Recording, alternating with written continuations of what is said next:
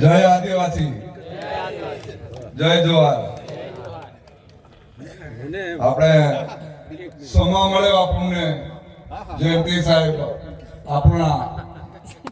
આપણા માટે, ખેડૂત માટે, આદિવાસી માટે આપણને સાથ સરકાર આપેલા અને આપણને લીસ આલેલા આપણા બાપ દાદાને અને આપણને કાયદો કાનૂની વાતો કરેલી અને કાયદો એ હાલની તારીખે ચાલે એમનો આપણે ખૂબ ખૂબ આભાર કરીએ.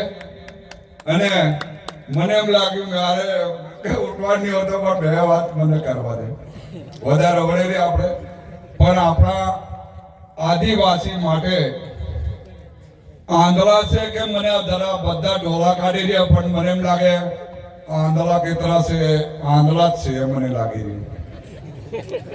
આંખો કાઢી રહ્યા પણ મને લાગે આંધળા જ છે. કેમ?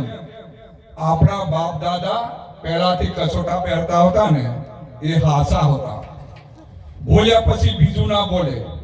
તો આપણે ઢોલકો ઠોકીએ પછી છે ને પેલા ઢોરું જતા એમ આપણું જવાબ આદી રહ્યા. એ પણ આપણે આપણી સમાજ જે લગન પર્સન થાય તે દીદી મામો લાવે કે પછી ફોઈ લાવે, એક જ દીદી લાવવાનું આપણે રાખવાનું છે અને જે લાવે એને દંડ મૂકવાનો છે.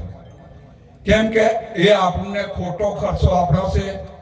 2-4-5 ડીજી લઈ આવે એટલે આપણે ડીજી વાગવાનો, એક જ ડીજી થી રમવાના છે અને સમા આપણો આખું લગન પૂરું થઈ જવાનું છે.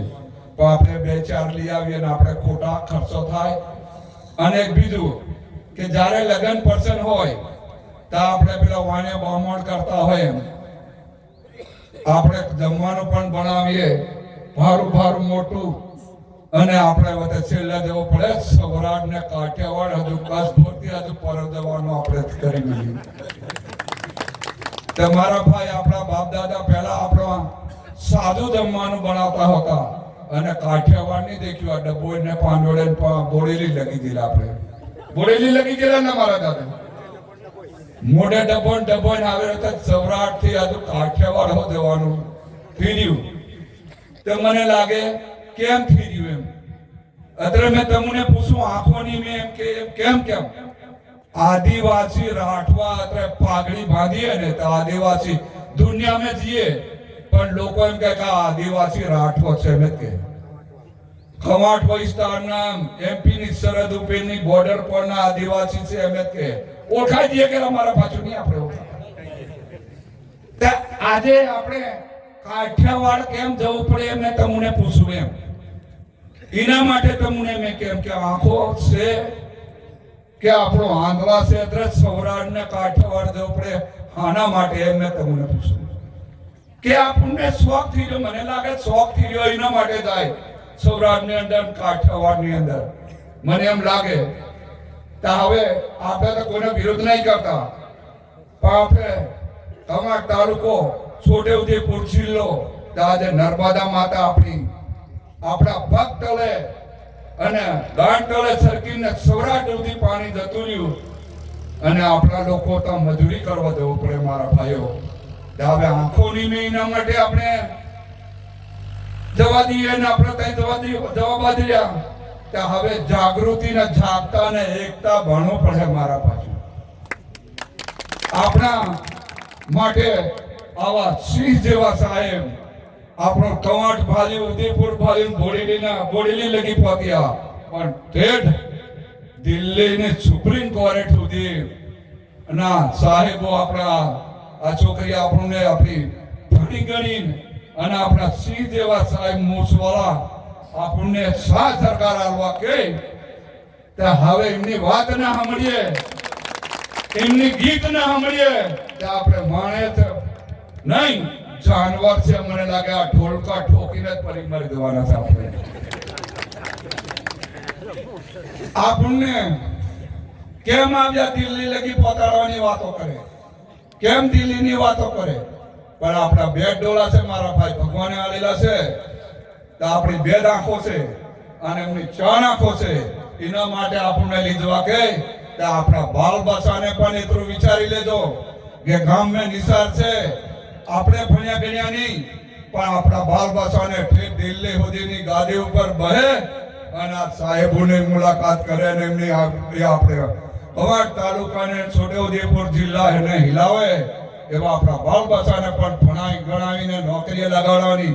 કોઈ ખેતી કામમાં છોકરાને બગાડજો નહીં, મહેનત મજૂરી કરવા મોકલતા નહીં. તમે તેને ભણાઈ ગણાવી આપણા છોકરા પણ દિલ્હીની ગાદી ઉપર બહે એવી રીતના બધા આપણા પોતપોતાના છોકરાને બુદ્ધિ વિદ્ધિ અને તાકાત આપજો મારા ભાઈઓ બહેનો. વધારે આવડી આવડે. ચાલો જય માતાજી, જય આદિવાસી, જય આદિવાસી, જય જવાન, જય જાગૃતિ ના જાગજર હજો મારા ભાઈ એકતા રહેવું પડે. ખૂબ ખૂબ આભાર સરપંચ સાહેબ દેવસિંહ મામા.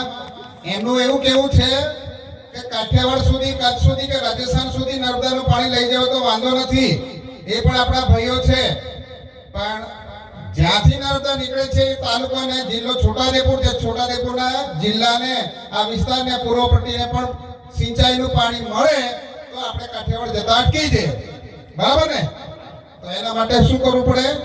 ગામે ગામ જાગૃતિ કરવી પડે, જાગવું પડે ને એના માટે આંદોલન કરી અને આંદોલનના ભાગરૂપે આપણે આવેદનપત્ર રૂપી મોટી સંખ્યામાં 1,00,000 2 લાખ માણસો ભેગા થવું પડે તો સરકાર સુધી વાત પહોંચે, તો આપણે કંઈક પરિણામ મળે. તો ખૂબ સારી વાત છે દેવસિંહ મામા, ખૂબ ખૂબ આભાર. આપણે બધા સંગઠન ઊભું કરવું જોઈએ. નર્મદાનું પાણી માટે પણ દાહોદ સુધી લઈ ગયા, કોઈનો વિરોધ નહોતો, પણ કોઈ જાગ્યા નહીં. આ માત્ર રૂમડિયા ગામના સાહેબ યુવાનો જાગ્યા, વડીલો જાગ્યા બધા, અને એ પાણીને જવા નહીં દીધું ને રૂઢિગત ગ્રામ સભાનો ઠરાવ કરીને એને અટકાવ્યું. ત્યારે જે યુવા નેતાઓ છે અમારે